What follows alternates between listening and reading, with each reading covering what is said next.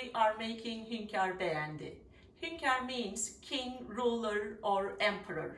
When we talk about the Ottoman rulers, we often use the terms Hünkar and Sultan. Sultan is often pronounced as Sultan in English. Well, obviously, this dish originated in Istanbul. Istanbul is such a unique city with deep history.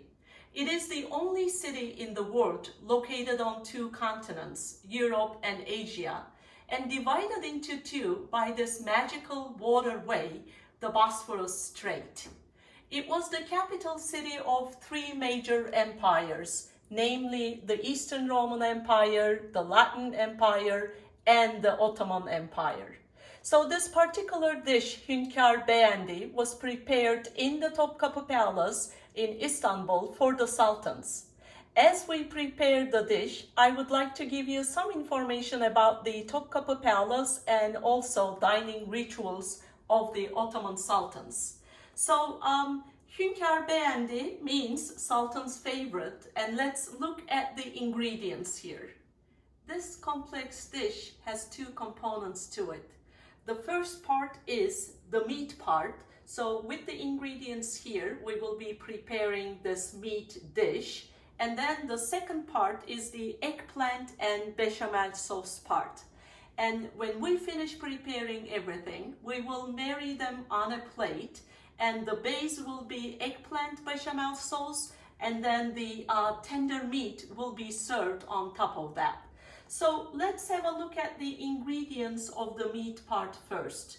In the original recipe in the Topkapı Palace, they made this dish with lamb. But today in Turkey, sometimes we cook it with lamb, but sometimes with beef or chicken. I have about 1 pound, half a kilo roughly, of beef here that's already cubed. And then I have 1 onion that I will be peeling and chopping finely. Then 1 garlic clove, and this is a pretty big size garlic clove, so 1 should be enough. And this will be peeled and chopped as well. I have 2 tomatoes, and I will be grating those 2 tomatoes, but you may chop them finely, that would work as well. And then I have 1 green bell pepper. I will be cutting this in large chunks because when I finish cooking process, I would like to take it out. This is just to add some flavor to the dish. And I will be using 2 bay leaves and a cinnamon stick, a very small cinnamon stick. These are not part of the original recipe, but I kind of like adding a little bit of flavor with bay leaves and cinnamon stick. And of course, when I finish cooking, I just remove them. I have about 2 tablespoons of tomato paste here, and some butter and olive oil and salt and pepper to season. At the end, if you would like to decorate it with some parsley, you may do that as well. And let's have a look at the eggplant bechamel sauce ingredients. Normally for this particular recipe, you need only 2 eggplants. But I will be roasting 3 eggplants because I don't like using a lot of seeds. That's why instead of 2, I will be roasting 3. And I will show you a unique technique how you can roast eggplants at home on your stove. Then what else? I have 2 cups of milk to prepare the bechamel sauce, and about 6 tablespoons of flour, and about 4 tablespoons of butter. And this is grated cheese. And back in Turkey, when we prepare this dish, we use eski kaşar. This is like aged yellow cheese with a distinct flavor that goes really well with this dish. But here I have combination of asiago and some mild cheddar, some mozzarella, and provolone. Well, let me put my uniform on, official uniform, and then start preparing my vegetables. Stay with me. I'm ready. The ingredients are all ready, so let's get started. I have been heating my cooking pot on the stove for the last couple of minutes, so I will be adding some butter to it and also some olive oil. The amount of butter that I have here so far is about 2 tablespoons, and I will be adding roughly the same amount of olive oil. One thing that I would like to ask from you guys is, when you are trying those dishes, when you go to my YouTube channel, please make sure you look at the ingredients there and the amounts that I post. Because in my culture, we don't really measure things when we're cooking them. So for those cooking shows, I have been trying to measure everything and then post them there. So for the final amounts, please make sure you check the list right below the video there. So the next step will be to add the onions. I have already peeled our onion and chopped it finely. This was a medium-sized yellow onion. So yellow onion is good, but if you would like to use white onion, that's also a possibility. Okay.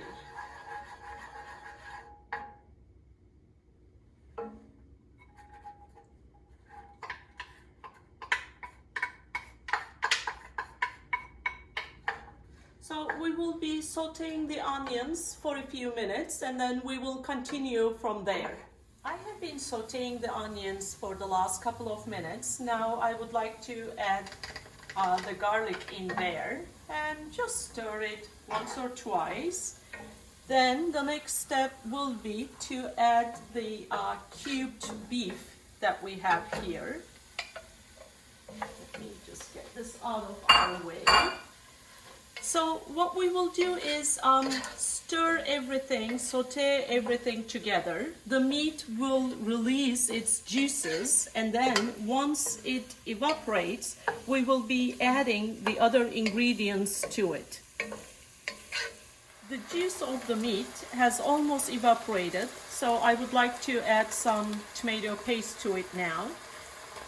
I have about 2 tablespoons here, but I'm adding only 1 tablespoon right now. And then I will see if I should put the rest or not. Oh yes, I can use the rest here.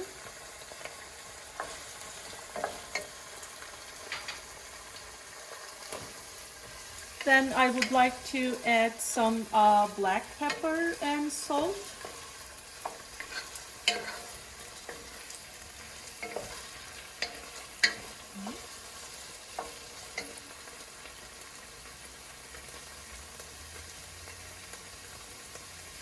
We do not put any hot pepper to this because we would like to have a fine flavor here, not spicy hot. And remember, you can always add more salt to it later on if you think that's necessary.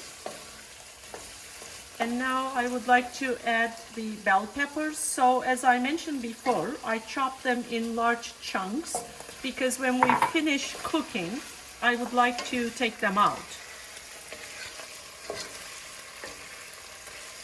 And then, so I have already grated the 2 tomatoes that I had at the beginning, so you may just chop them very finely or you may grate them, it's up to you. And I'm just pouring this on top of my meat. We will stir everything again. It already looks good to me. So the final things that I'm gonna add to the pot here will be the little cinnamon stick that I had.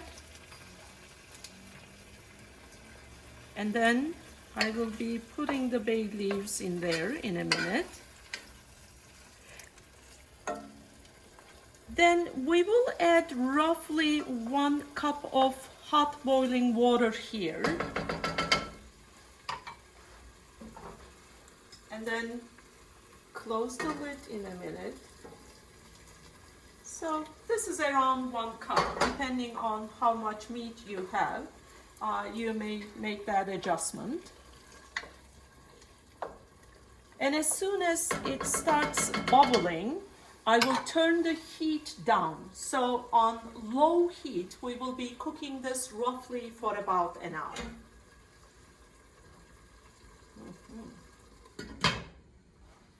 So really low heat now. And in about 1 hour, the end result will be this tasty, tender meat just melting in your mouth. Our meat is cooking on the stove, so let's focus on the second component of this dish, eggplant and the bechamel sauce. So the first step will be to roast our eggplant. Well, you may bake it in the oven or just broil it, but traditionally what we do is we roast our eggplant on direct gas stove or on a clay or metal plate. So I will be showing you both of those methods, direct on gas stove, but also on a clay plate. And the idea there is we would like to have a smoky flavor, and you can achieve that the best by roasting your eggplant directly on the gas stove. So what I'm doing right now is just poking the eggplant with a fork, and then I will start roasting it. Suddenly, I felt myself like a minor ranking chef in the kitchen of the Topkapı Palace 400 years ago or so. When you go to Istanbul, the kitchen section of the Topkapı Palace is a must. It covers an area of 5,000 square meters. This is about 1¼ acres. Think of an alley with a dead end. On one side of that alley, there are like 10 big rooms with domes and chimneys. So food was prepared there for different groups in the palace. And of course, the main section was where they prepared food for the Sultan. Then came the Queen Mother, mother of the Sultan, and his official wives. Then members of the harem section, then high-ranking administrative officers, such as today's prime minister, ministers, and so on, students of the palace school, Janissary soldiers marching in the second courtyard, visiting ambassadors from different countries, and so on. So in short, on a regular day, they prepared food in the kitchen section of the palace for roughly 5,000 people, but on special occasions, that number went up to 10,000, even to 12,000, according to the archives in the Topkapı Palace. So on one side, we have those mega kitchen section where they prepared all the food, dessert, and everything. And just across, you see long line of buildings, which were mostly like dormitories of the kitchen staff, and they had a lot of cellars, and they had a special bath only for the staff of the kitchen, different workshops in which they polished copper and silver utensils that they use in the kitchen section. What I find really interesting is the concept of dining for the sultans in those days was totally different. Till about mid-19th century, Ottoman sultans always dined alone, not even with their mother, not even with their children or their wives, because no one was equal to the sultan. That was the idea that was emphasized over and over. And do not expect to see a dining room in the Topkapı Palace. I just cannot imagine a servant going to the Sultan and saying, "Sir, your dinner is ready, come and eat it in the dining room." That was never heard of. He wouldn't even understand if he heard a sentence like that. Sultan does not go to the food. Food goes to the Sultan wherever he is. And as part of his dining ritual, you would have seen an army of staff there. Anything that was possible to cook in the season was prepared. And then servants with small portions of food would be holding the menu. So the menu would be live, basically. Sultan would not talk to the servants. If he liked and wanted a particular dish, he would just look to that servant and blink his eye. That meant he wanted that particular dish. So he would choose whatever he wanted, and then he would have some fruit sherbets, like sweet fruit juices. And there would be also a group of servants for wipers of the right hand, wipers of the left hand, wipers of the mouth, and so on. And because you could not really walk in front of the Sultan, they were all kind of stationed on two different sides. And in addition to all that, you would have tasters of the food, because what if Sultan gets poisoned after he eats one particular dish? You want to make the detective story easy. So each dish was tried by a different taster. Totally different than our understanding of dining today.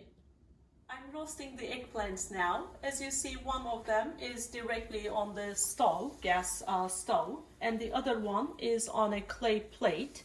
And I have like medium heat. And you know, whenever I feel like the bottom part is ready, I will be rotating them by using a tongs.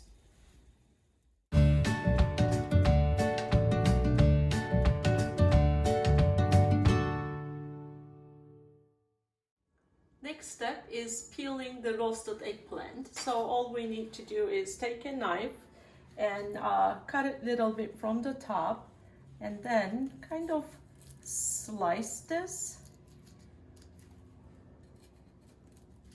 It's still pretty hot, but I just want to continue. And then if you use a spoon, rest of the procedure will be pretty easy. So you can just slide it down, and then the part that is already ready, put it over here because I will chop it in a minute. Of course, you can wait a little bit, you know, till they cool off. But my Sultan at home is getting hungry, so I'm kind of trying to speed up. So I peeled all of my eggplants. I don't want to have a lot of seeds in my eggplant. That's why I put some of the seeds to the side. And then the rest, I'm just gonna chop them and then put them into the bowl here. Let's make our bechamel sauce. The first step is to add your butter to the pot. Ooh, I have been talking too much. And then, as soon as your butter melts, you will be adding some flour to it.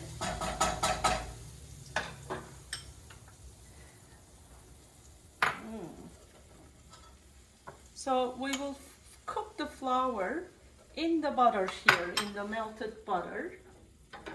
And when you start kind of smelling the cooked flour, and also when the color of the flour starts changing, we will be adding the eggplants. I'm just gonna add a little bit more flour to it. There we go. Because if it ends up being too thick, we can always thin it with milk at the end. But of course, we would like to have the eggplant flavor here, not flour flavor. But for the amount of eggplant I have, this is just perfect. So our peeled and chopped eggplant goes right in there. And then I will take a whisk and then start mixing it all. I have been whisking it for the last 3 minutes roughly, and this is ready now. You can see how well eggplant is combined with the flour and butter mixture we had. Now I will be adding some milk to it.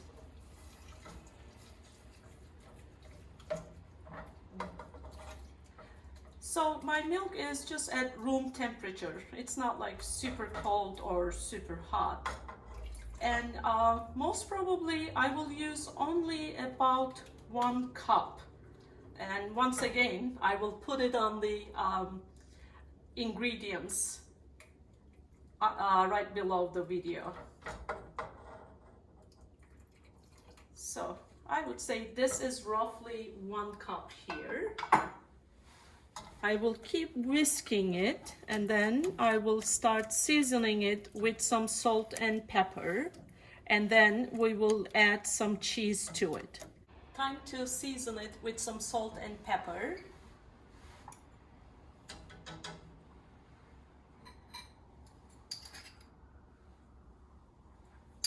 It has actually such a nice creamy texture, and it will be so smooth in the mouth.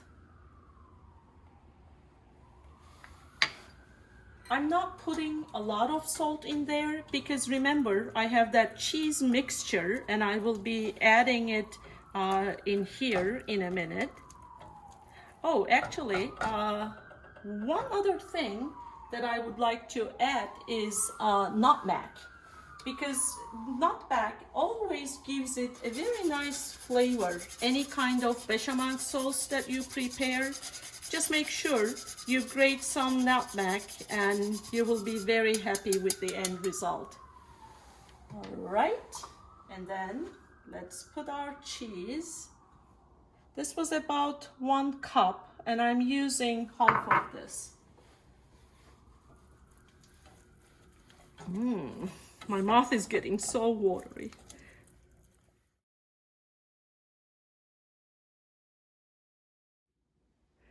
Sultan Bart's dinner is served. This is a very critical moment because Bart does not like eggplant. So we will see what his reaction to this dish will be. Smells very nice. Okay, that's a good start. See that for it. Let's see what we got here.